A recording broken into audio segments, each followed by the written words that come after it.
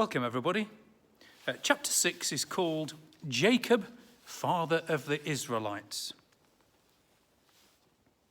In the early part of the Bible story, Abraham stands out as the supreme example of a man of faith who trusted God implicitly. He spent his days as a wanderer in the land that had been promised to him. And at his death, the only part of it he owned was the cave where he buried his Sarah, his wife, and where he himself was later buried. Yet his faith did not waver.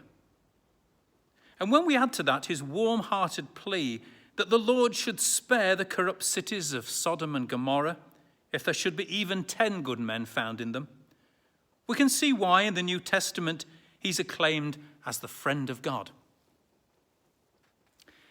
The Bible has little to say about Isaac. He doesn't seem to have been as noteworthy as his father Abraham or his son Jacob. There's a lovely description of how Isaac got his wife Rebekah. But almost at once we're confronted with the checkered career of his son. Jacob was a born twister. Indeed, he didn't even wait till he was born before he started. The Bible tells us that he tried to come into this world before his twin brother by catching his heel and trying to slip past him. This is an amusing way of putting it, but it shows what the Bible thought of him. He got a nickname as a result of that, the heel catcher, which is one meaning of the word Jacob. Such was the beginning of the story of this cunning rascal. Yet when we turn to the New Testament, we find Jesus bracketing him with Abraham as one of the great and godly men of faith of Old Testament times. Now, anybody would say that of Jacob's grandfather, Abraham, the friend of God, the great-hearted and courageous pioneer who became the founder of his people. But Jacob? Why, almost everything about the man suggests that he was a smart aleck, or even worse still, a plain crook. How on earth did a man like this ever come to be regarded as a shining light and an example to the rest of us? Let us look at his story. Jacob was the younger of the twins who were born to Isaac and Rebekah. Two of the tales told about him in his early days show him up as being as crafty a character as you could wish to meet. His brother Esau, an open-air type, came in one day from hunting ravenously hungry. Jacob was sitting down to an appetizing-looking plate of stew.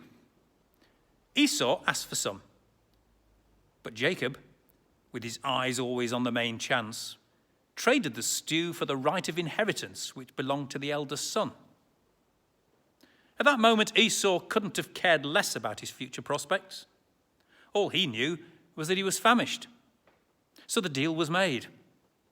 Esau got his stew, and Jacob became his father's legal heir. The other tale is even worse. In the old days, a father's blessing on his son was something of the highest importance. It was particularly important in the family of Isaac. The old man was almost blind and very frail. But he still liked his food. So he sent Esau out to kill a stag and make him a venison pie. Then he was to bring it in and receive the old man's blessing. The mother, Rebekah, was much fonder of her younger boy, Jacob, so she herself made the kind of pie that the old man liked and put Jacob up to the idea of dressing himself in his brother's clothes, taking in the dish to the old man and passing himself off as Esau. All that worried Jacob was the risk of being found out. The old man was pretty suspicious. He thought it sounded like Jacob's voice. But the trick was successful. Jacob got the blessing, and with it, the right to be the head of the family. And he got all that before his brother came back. By the time Esau returned, it was too late. The blessing had been given and could not be recalled. Jacob was terrified at what he'd done. His brother was furious and swore he would be revenged, and Jacob had to run for his life. He knew that if ever he returned home, his brother would murder him, and he had the guilty conscience of a man who had tricked his own brother twice out of his rights. And then something happened to him. He was on his way to his uncle in Syria to keep out of the way of his brother's reach, when he had a dream. It was an extraordinary dream. He seemed to hear the voice of God speaking to him, promising to protect him and never to leave him, to bring him back home in safety because he had a great purpose for him. Nobody could have been more surprised than Jacob.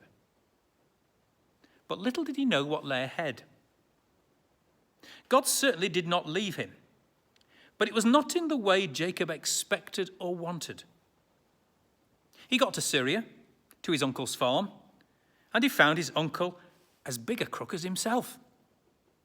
He fell in love with his cousin Rachel and wanted to marry her. His uncle said he would have to work 7 years on the farm without being paid before he got his bride.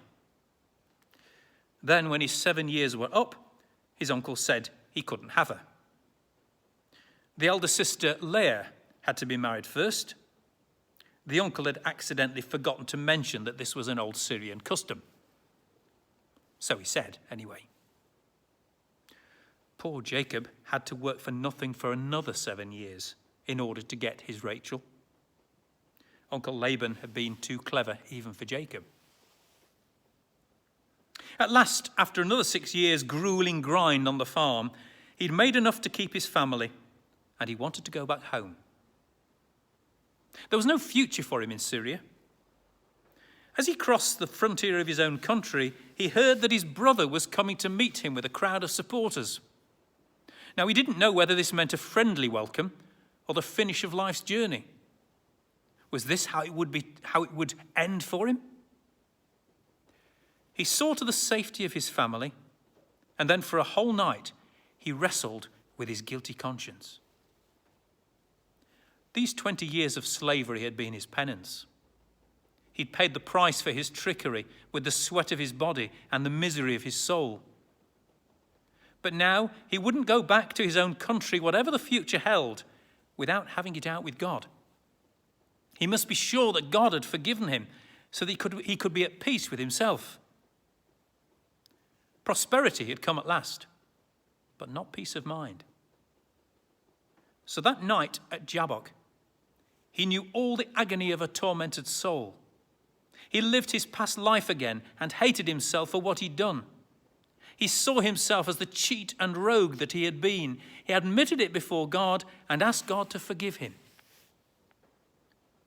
At daybreak, it was a new Jacob who saw the dawn. The old Jacob, the twister, was dead and buried, and a new Jacob was born. As a sign of it, he got the new name Israel, which means God's warrior.